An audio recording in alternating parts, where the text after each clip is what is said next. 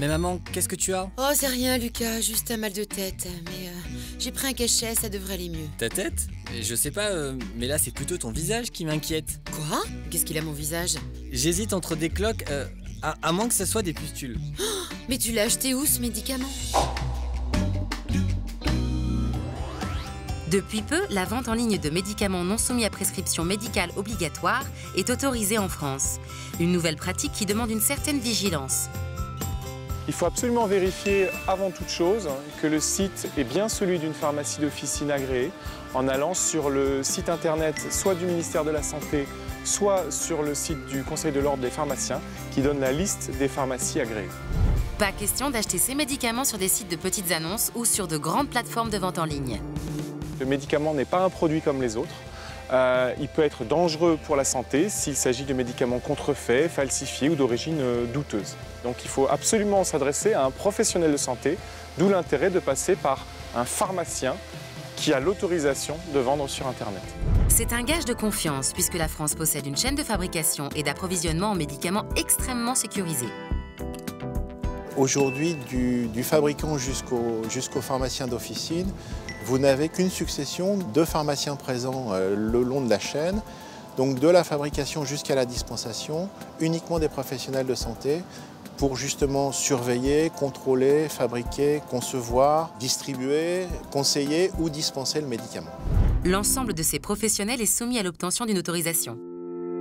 Il faut présenter un dossier à l'Agence nationale de sécurité du médicament. Il y a des inspections qui sont conduites par des pharmaciens inspecteurs et ensuite vous obtenez ou non l'autorisation. Et si vous avez l'autorisation, celle-ci est régulièrement renouvelée, c'est-à-dire qu'on vérifie que vous restez tout à fait en cohérence par rapport aux règles soit de préparation de médicaments ou de distribution de médicaments. Sur Internet, c'est une autre histoire et on peut parfois très mal tomber. La douane a saisi plus de 3 millions d'unités en 2014, ce qui est conséquent, alors que les 2 années précédentes, elle n'en a saisi que 800 à 900 000. L'OMS considère qu'environ un médicament sur 2 est un faux sur Internet, donc attention.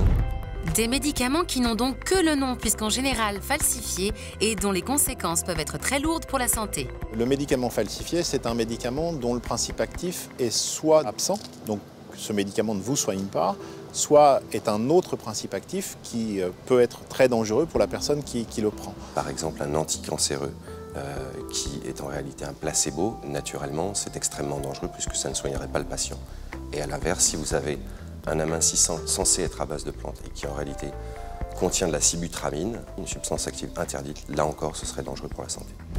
Vous l'aurez donc compris, pour acheter ces médicaments sur Internet en toute sécurité, un seul bon réflexe à avoir, c'est d'aller vérifier sur le site de l'Ordre national des pharmaciens que le site est bien rattaché à une vraie pharmacie. Le consommateur, en vérifiant que derrière le site Internet se cache une vraie officine, s'adressera par ce biais-là à un véritable pharmacien qui fait partie du circuit de distribution légale et du monopole de distribution pharmaceutique qui est très concentré avec un faible nombre de grossistes répartiteurs et qui sécurise la chaîne d'approvisionnement. De ce fait-là, il s'assure de la sécurité du produit. Sachez qu'un médicament falsifié peut avoir des conséquences graves sur votre santé. C'est pourquoi, si vous achetez vos médicaments en ligne, vérifiez que le site est adossé à une pharmacie physique. Vous trouverez la liste des pharmacies autorisées sur le site de l'Ordre national des pharmaciens. Les enfants, si vous me cherchez, je suis à la pharmacie, hein.